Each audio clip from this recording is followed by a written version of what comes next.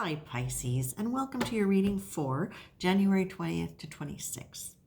Okay, so the first image that I got when I was preparing this was you were floating on your back in the ocean, spitting up water just the same way a whale would spit up water out of their blowhole. And you're just happy floating along in this water, right along the surface of it. And then what I saw was, well, you were there and you were doing the same thing that the whale did because you'd just been in the belly of the whale. Okay. Now I get this whole sense of this experience of you. And as I'm pulling the cards, I'm going, it makes a lot of sense. The sense that I'm getting with this is that you have often found your inspiration after you've gone into the belly of the whale, after you've been swallowed up by something and spit back out. That is very often where you have come to understand yourself in a way where you could really start dealing with your gifts, your insights, your intuition. That's part of the way you have learned. That's part of the way you have grown. And whether or not this is specific to a very small group of Pisces or whether or not it is a large group of Pisces, for some of you, what I feel is though you've learned through trauma. Of course, we all do. But I feel as though with Pisces, because of the nature of living in water and being so much a part of the water, unlike any of the other water signs, you want freedom and you want experience. And it doesn't always take you into places that are easy. Sometimes it takes you into places that are very difficult as a process of learning. The thing is, you don't want to get stuck there. You want to go into the forgiveness place if you have been stuck in resentment or anger about something. You need to let go of it. Now, how do you let go of it? Well, you reframe it. You reframe it within a metaphysical perspective. That's one way to do it. We're all here to learn and grow. We make mistakes. Sometimes people come in as real jerks, and they sign a contract to come in as jerks specifically to teach us something, and then they're learning something from it as well. That's one possibility. But the whole point is, forgiveness is really about letting go of whatever heavy energy is there. And sometimes when we can't let go of something, when we can't forgive a situation, it's really because on some level we're not forgiving ourselves for having been in it. Okay? So check in with that, please. Now, the thing is, with Pisces, of all the air signs, I would say Libra is the most sensual. Of all the earth signs, Taurus is. And of all the water signs, you are Pisces.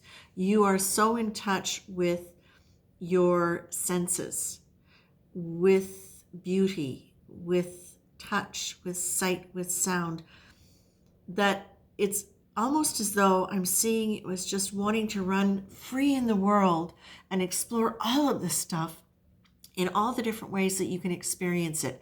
And sometimes that is going into really a lot of deep experiences emotionally and bringing that back into your creative work. And sometimes it is doing it just through your creative work.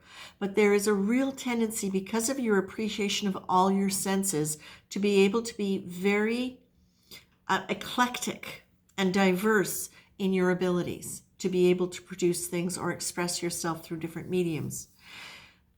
This is something that is really powerful for you because it can be an act of healing, but what it can also just do, it can be an act of healing in terms of releasing the trauma, but it can also be healing in the fact that you get to see yourself doing these things and experience yourself in this way.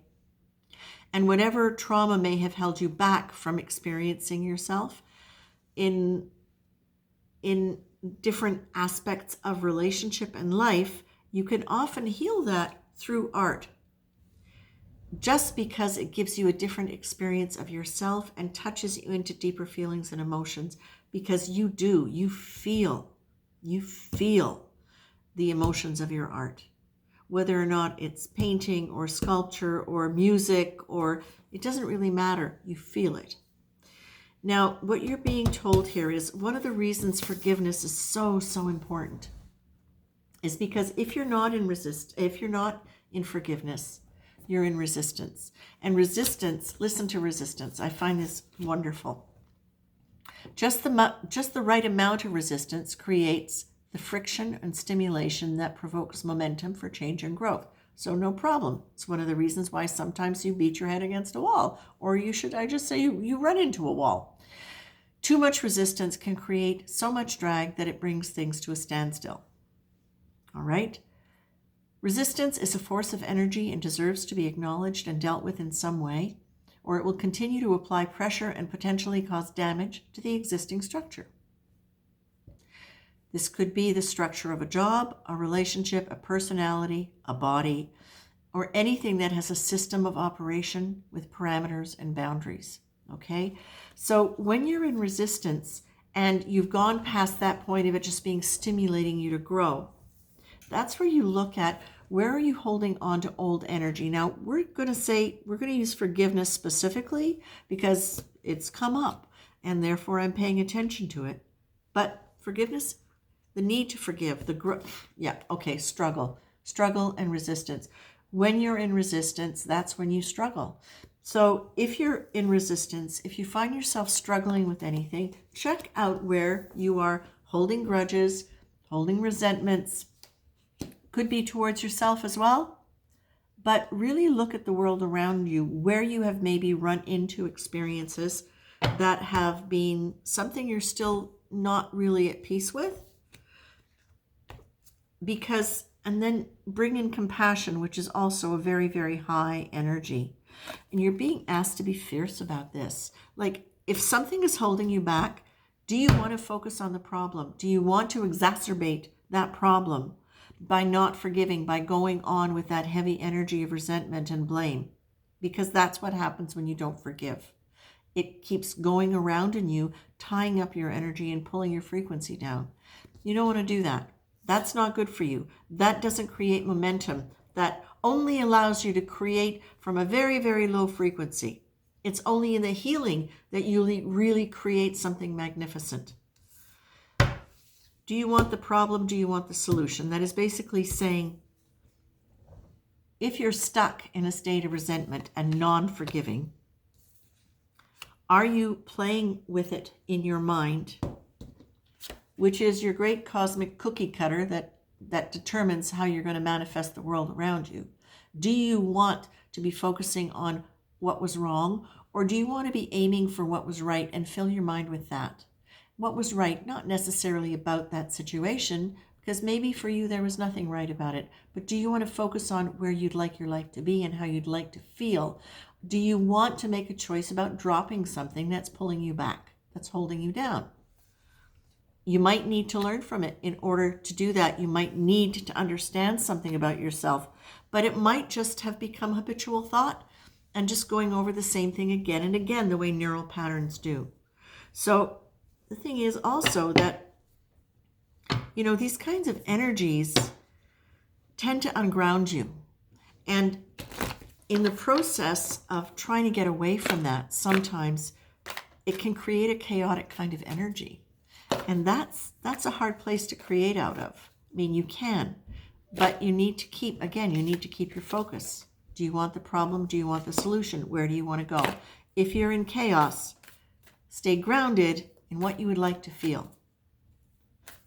Sometimes in the process of getting out of struggle and getting out of resistance, we do go into chaos as we unearth things.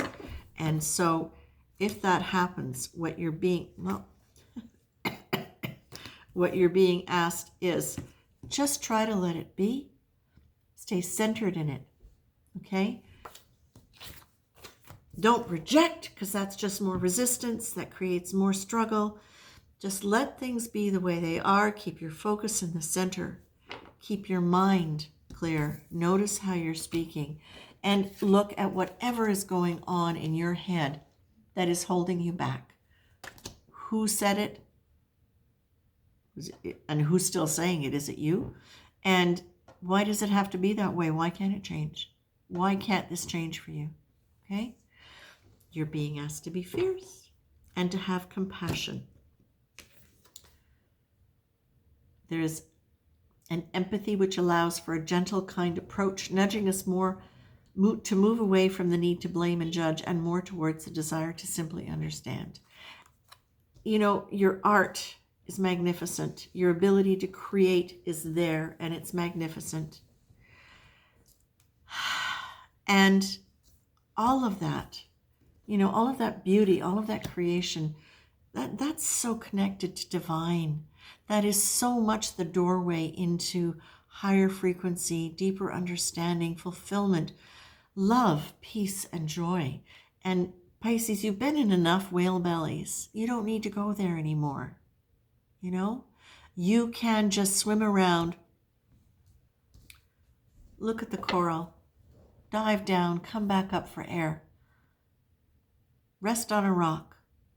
You know, you can be in the sea and not have dangers and not have things come at you. You really can.